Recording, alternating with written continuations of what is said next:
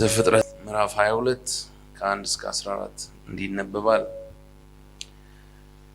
ከነዚህም ነገሮች በኋላ እግዚአብሔር አብርሃምን ፈተነው እንዲህም አለው፣ አብርሃም ሆይ። አብርሃምም እነሆ አለ። የምትወደውን አንድ ልጅህን ይስሐቅን ይዘህ ወደ ሞሪያ ምድር ሂድ። እኔም በምነግርህ በአንድ ተራራ ላይ በዚያ መስዋዕት አድርገህ ሰዋው አለ። አብርሃምም በማለዳ ተነስቶ አህያውን ጫነ፣ ሁለቱንም ሎሌዎቹንና ልጁን ከእርሱ ጋር ወሰደ። እንጨትንም ለመስዋዕት ሰነጠቀ። ተነስቶ እግዚአብሔር ወዳለው ቦታ ሄደ። በሦስተኛውም ቀን አብርሃም ዓይኑን አነሳና ቦታውን ከሩቅ አየ።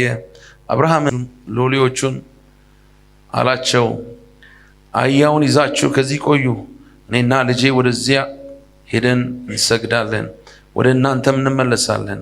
አብርሃምም የመስዋዕቱን እንጨት አንስቶ ለልጁ ለይስሐቅ አሸከመው። እርሱም እሳቱንና ቢላዋን በእጁ ያዘ። ሁለቱም አብረው ሄዱ። ይስሐቅም አባቱን አብርሃምን ተናገረው፣ አባቴ ሆይ።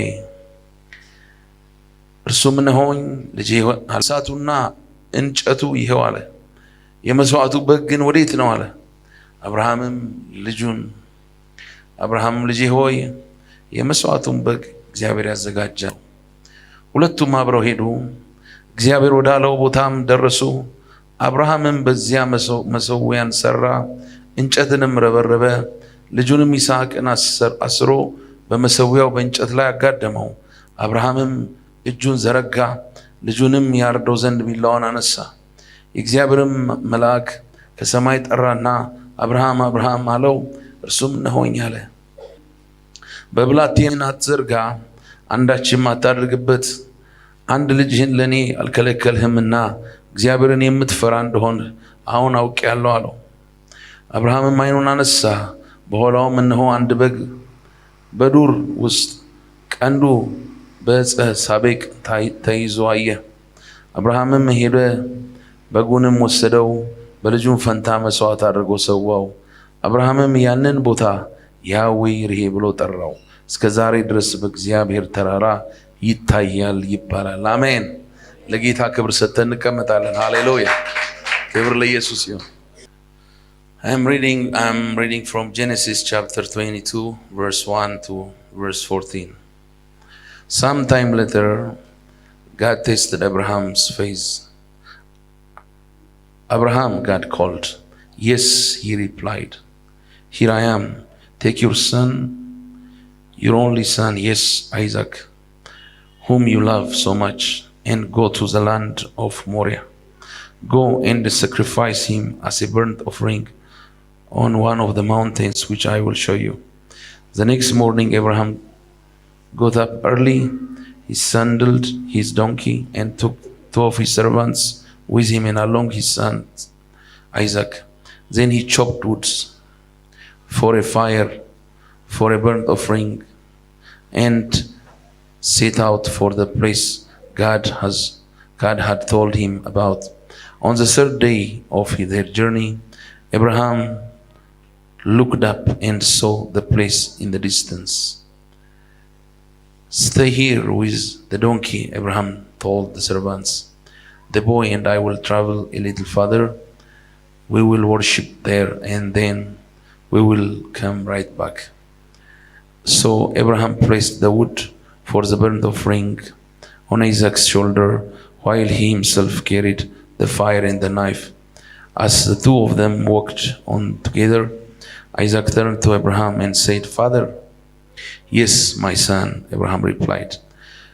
We have the fire and the wood, the boy said, but where is the sheep for the burnt offering? God will prepare a sheep for the burnt offering, my son, Abraham answered. And they both walked on together. When they arrived at the place where God has told him to go, Abraham built an altar and arranged the wood on it.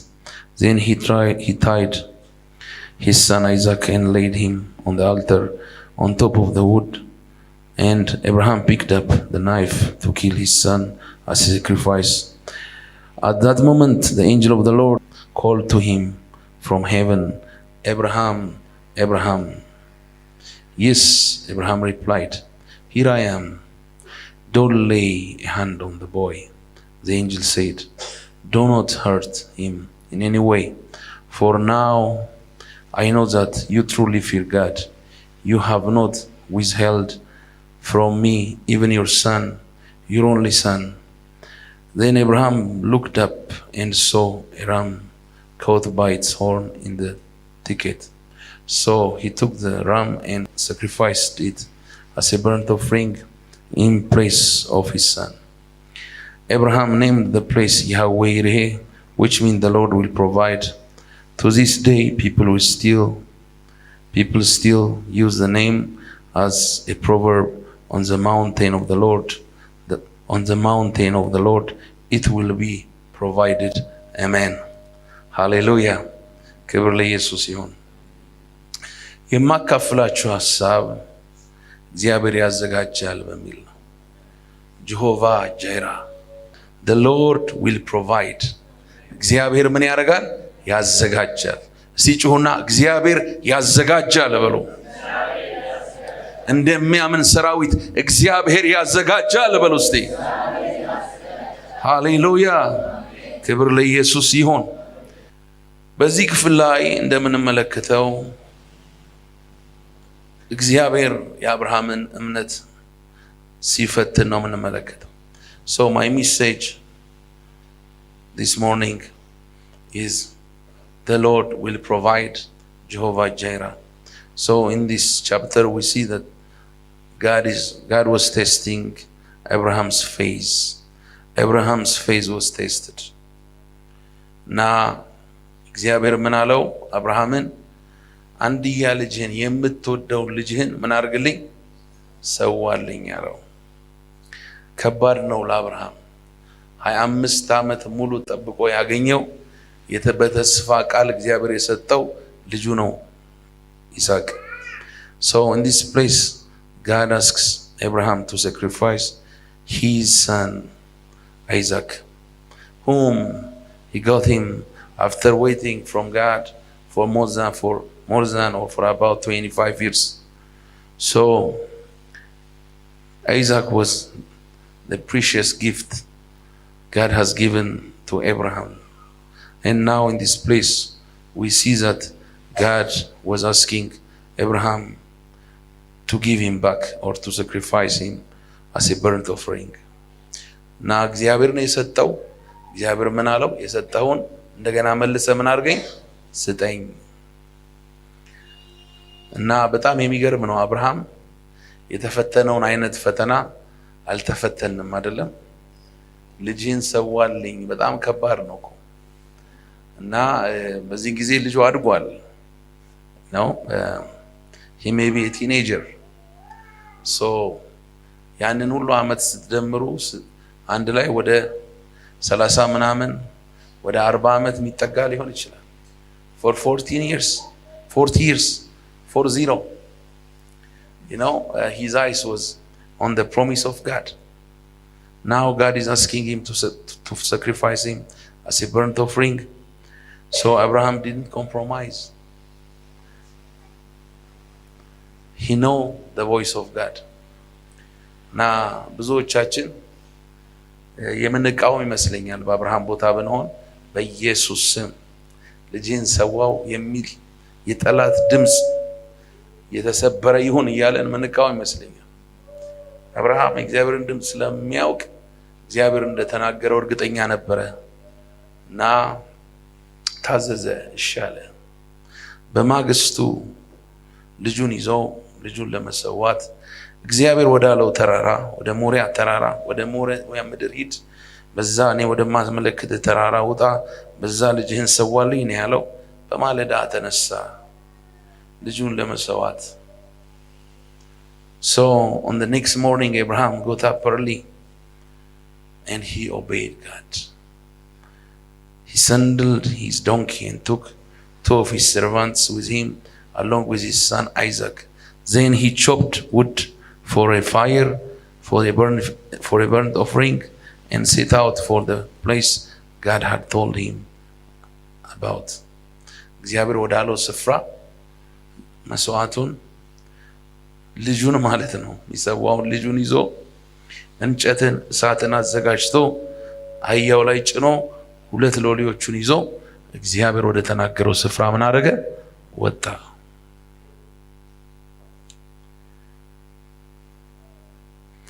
እና verse 4 it says, on the third day of their journey Abraham looked up and saw the place in the distance. ሶስት ቀን ሙሉ ተጓዙ። በሶስተኛው ቀን አብርሃም አይኑን አነሳና ቦታውን ከሩቅ አየው ይላል። ክብር ለኢየሱስ ይሁን።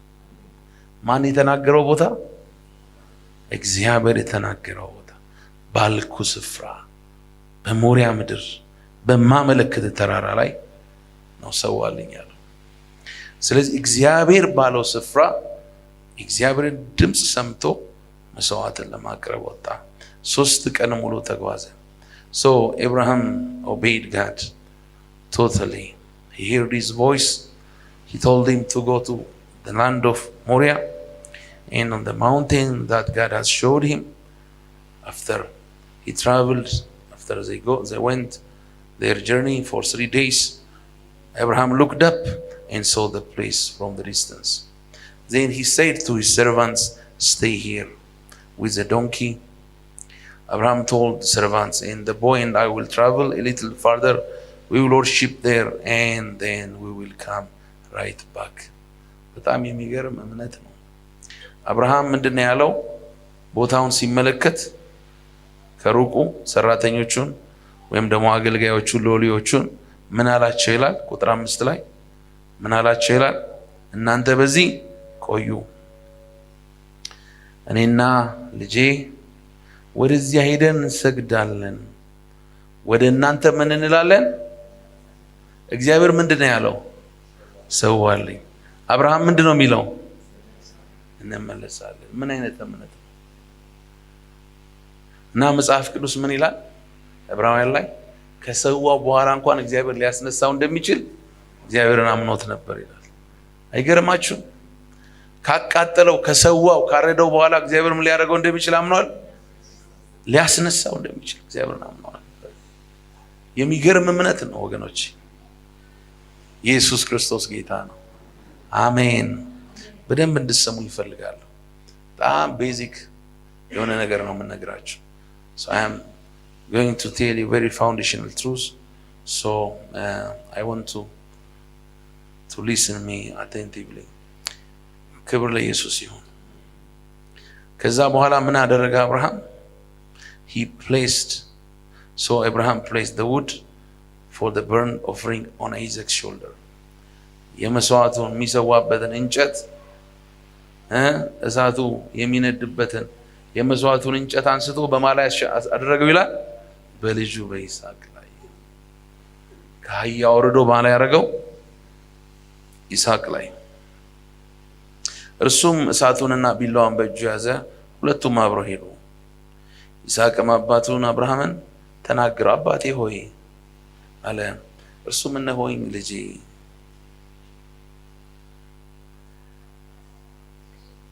አለው። እሳቱና እንጨቱ ይኸው አለ፣ የመስዋዕቱ በግ ግን ወዴት ነው አለው። በጣም ልቤን ይነካኛል። ይስሐቅ ስቲል አላወቀም። ሊሰዋ አባቱ ሊሰዋው እየሄደ እንደሆነ አላወቀም። እና ደግሞ በጣም የሚነካኝ የአብርሃም መልስ ነው። See, in this place we see that Abraham placed the wood for the burnt offering on his son's shoulder, and while he himself carried the fire and the knife, and as the two of them were walking together, Isaac turned to Abraham and said to him, Father. Yes, my son, Abraham replied. We have the fire and the wood, the boy said, but where is the sheep for the burnt offering?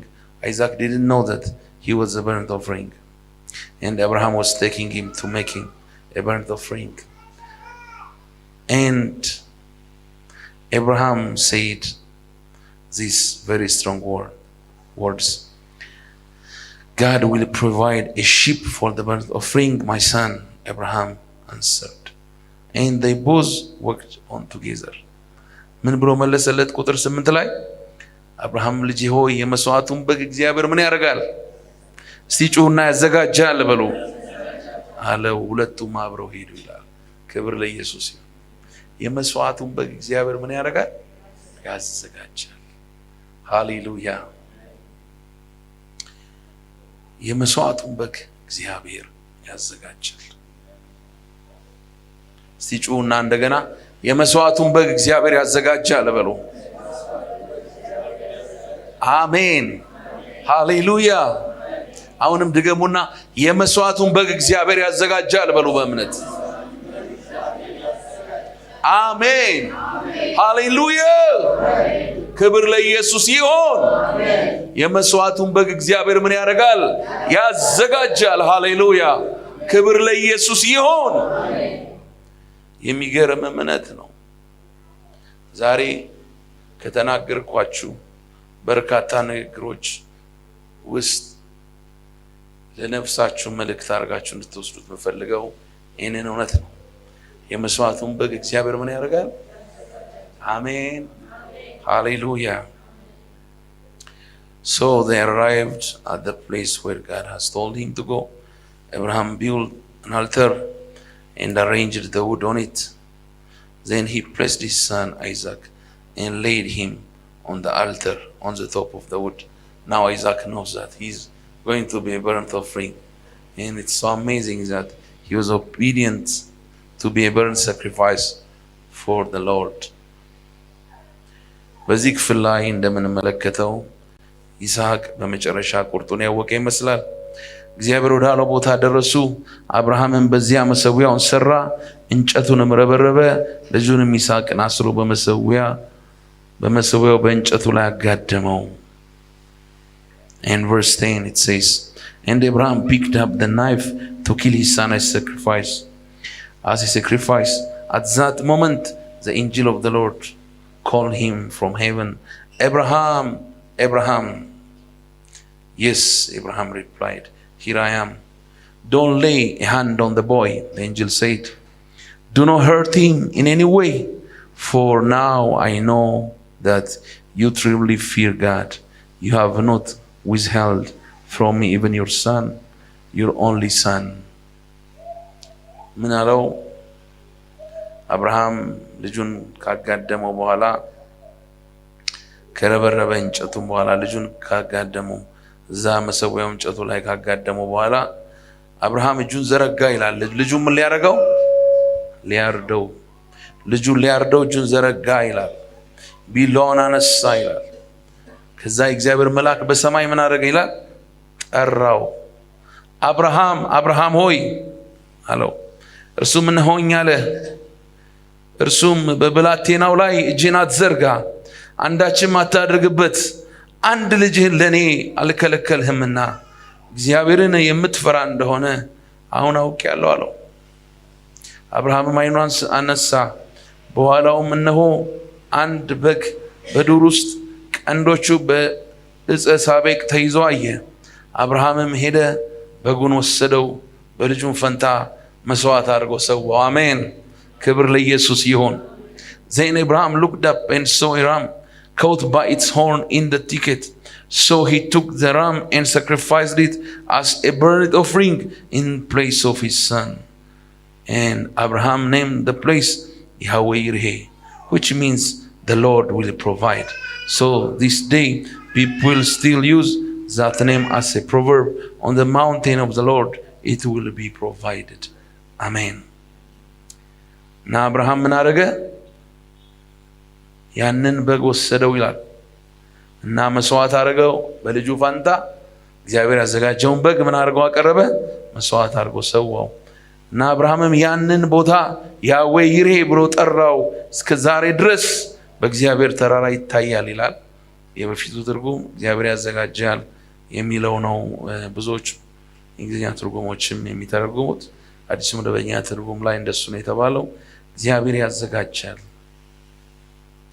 የእግዚአብሔር መልአክም ከሰማይ ሁለተኛ ጠራ ያለ እንደገና እግዚአብሔር ሲምል እንመለከታለን። Then on the next part we see that God swore by his name to bless him and his descendants, and he said that he will confirm his promise to him and his descendants. በዚህ ስፍራ ላይ እንደምንመለከተው እግዚአብሔር አምላክ ለአብርሃምና ለልጁ አቅርቦትን ሲያዘጋጅ የመስዋዕቱን በግ ሲያዘጋጅ እንመለከታለን። So in this place we see that God provides Abraham and his son with sacrificing sheep. Hallelujah. Praise God. So in this morning, my brothers and sisters, I want to tell you that God is faithful, and He's faithful. He was faithful in the life of Abraham and Isaac, and He's faithful even today and forever. Amen. እግዚአብሔር አምላክ ለአብርሃምና ለይስሐቅ ብቻ ሳይሆን ዛሬም ለዘላለም ታማኝ ነው። ለሚያምኑት ሁሉ እግዚአብሔር ታማኝ ነው። አሜን። The Bible assures us that God is not a distant creator, but a loving and providing Father who meets our need every day.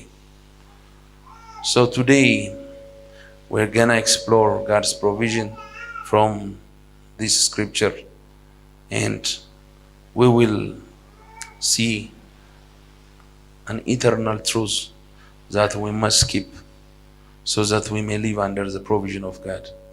ዛሬ ማለዳ ከዚህ እግዚአብሔር ቃል ዘላለማዊ የሆነውን መርህ እንመለከታለን። ለሕይወታችን ልንከተለው የሚገባ አስፈላጊ የሆነን መርህ አነሳለሁ። አንድ አራት ነጥቦችን ለማንሳት ልሞክር። በእግዚአብሔር አቅርቦት ውስጥ ለመኖር አስፈላጊ የሆኑ እውነቶችን መመልከትና ማወቅ ስላለብን ክብር ለኢየሱስ ይሁን። አሜን። ሃሌሉያ። ክብር ለኢየሱስ ይሁን። So I'm going to show you 4 points from this scripture, and we're gonna see God's provision and His blessing that He will never withhold from His children. የመጀመሪያው ልናውቀው የሚገባ እውነት ትምህርት እግዚአብሔር አምላክ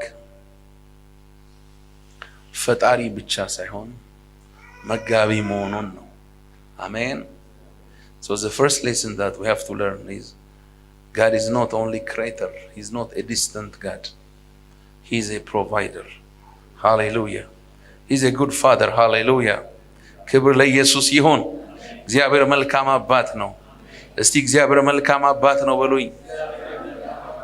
ለኔ እሱ ወደ እግዚአብሔር መቅረብ ይሻለኛል አለ ዘማሪ።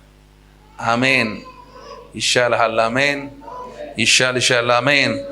ይሻለኛል። አሜን። ሃሌሉያ። በዘፍጥረት ምዕራፍ 1 ቁጥር 29 ላይ እንደምንመለከተው እግዚአብሔር አምላክም አለ ኖ መብል ይሆናችሁ ዘንድ በምድር ፊት ሁሉ ላለ ፊት ላይ ዘሩ በእርሱ ያለውን ሐመልማል ሁሉ የዛፍን ፍሬ የሚያፈራውን ዛፍ ሁሉ ያለውን ዛፍ ሁሉ ሰጠኋችሁ እያለ ይቀጥላል። On Genesis chapter 1 verse 29 it says, God said, I have given you every sort of seed-bearing plant on earth and every kind of fruit-bearing tree, given them to you for food. Hallelujah. እግዚአብሔር አምላክ ገና በፍጥረት ጅማሬ ላይ ለሰዎች የሚያስፈልገውን ነገር በሙሉ አዘጋጅቶ ነው የፈጠረው። አሜን። God provided, He prepared everything that we need, and He created everything that we need on the beginning, as we can see from the book of Genesis. Hallelujah. So God is a good God. Amen. On Psalms chapter 145 verse 15 it says, I read it from ESV version, the eyes of all look to you, and you give them their food in due season. You open your hand, you satisfy the desire of every living things. የሁሉ አይን አንተን ተስፋ ያደርጋል። አንተ ምግባቸውን በየጊዜው ትሰጣቸዋለህ። አንተ እጅን ትከፍታለህ፣ ሕይወት ላለ ሁሉ መልካምን ታጠግባለህ።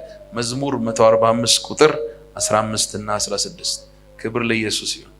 ሕይወት ላለ ሁሉ መልካምን ምን ታደርጋለህ? ታጠግባለህ። ክብር ለኢየሱስ ይሁን። አሜን። እግዚአብሔር አምላክ እንደዚህ አይነት አባት ነው።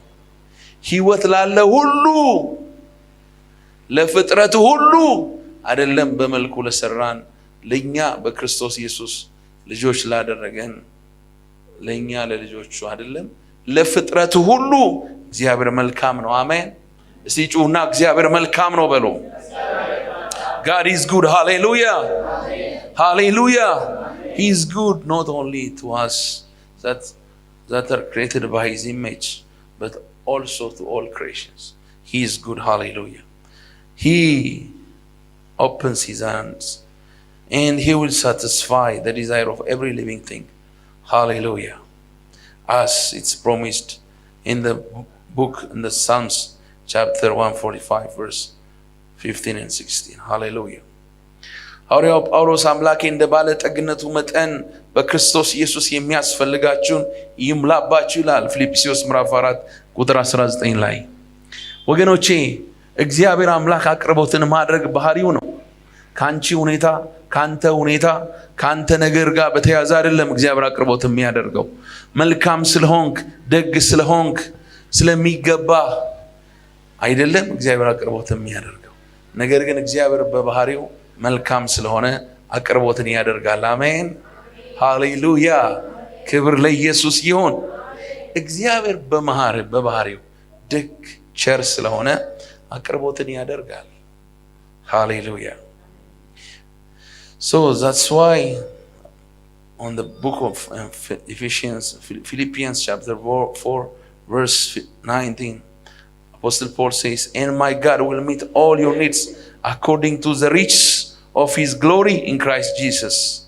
So God provides not because we are good, not because we deserve it, but he provides because it's who he is. Hallelujah. ክብር ለኢየሱስ ይሁን። እግዚአብሔር ከኛ ምክንያት ሳይሆን እግዚአብሔር ከራሱ ማንነት የተነሳ አቅርቦትን ያደርጋል። አሜን ሃሌሉያ።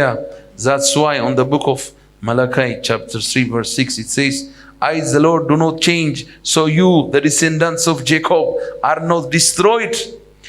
ሚልክያስ ምዕራፍ 3 ቁጥር 6 እኔ እግዚአብሔር አልለወጥም እናንተ ያዕቆብ ልጆች ሆይ ስለዚህ የጠፋችሁ አይደላችሁም። አሜን ሃሌሉያ። ለምን? እግዚአብሔር ስለማይለወጥ ነው። ክብር ለኢየሱስ ይሁን። እግዚአብሔር ምን ያደርግ? አይለወጥም። ስለዚህ እግዚአብሔር በባህሪው መጋቢ ነው፣ ፕሮቫይደር ነው። God's provision is rooted in his character. ባህሪው ላይ ነው የተመሰረተው። እግዚአብሔር አቅርቦትን የሚያደርግ አምላክ ነው። ጀሆቫ ጃይራ የመስዋዕቱን በግ እግዚአብሔር ያዘጋጃል። አሜን። እስቲ ያዘጋጅልኛል በሉ። ያዘጋጅልናል በሉ እስቲ። ሃሌሉያ። ክብር ለኢየሱስ ይሁን። ከማንነቱ የተነሳ ከኛ ማንነት አይደለም፣ ከራሱ ማንነት የተነሳ አብርሃም ይሄ ገብቶታል። ለዚህ ነው እግዚአብሔር ያዘጋጃል እያለ ደጋግሞ የሚናገር። እግዚአብሔር ምን ያደርጋል? ሲያዘጋጅለት ስላየ፣ ሲያኖረው ስላየ፣ ብቻውን ከቤተሰቡ ከሀገሩ ከወገኑ አውጥቶ ሲያኖረው ስላየ፣ የእግዚአብሔርን ፕሮቪዥን ስለሚያውቅ አብርሃም እግዚአብሔር ያዘጋጃል። አብርሃም knew that God is a provider. That's why he said the Lord will provide. Hallelujah. ክብር ለኢየሱስ ይሁን። ያዕቆብ ምዕራፍ 1 ቁጥር 17 በጎ ስጦታ ሁሉ ፍጹምን በረከት ሁሉ ከላይ ናቸው፣ መለወጥ በእርሱ ዘንድ ከሌለ፣ በመዞርም የተደረገ ጥላ በእርሱ ዘንድ ከሌለ ከብርሃናት አባት ይወርዳሉ ይላል። ክብር ለኢየሱስ ይሁን። On James chapter 1 verse 17 it says every blessing comes from God, not from luck, not from our effort, not from our work. Hallelujah. ክብር ለኢየሱስ ይሁን።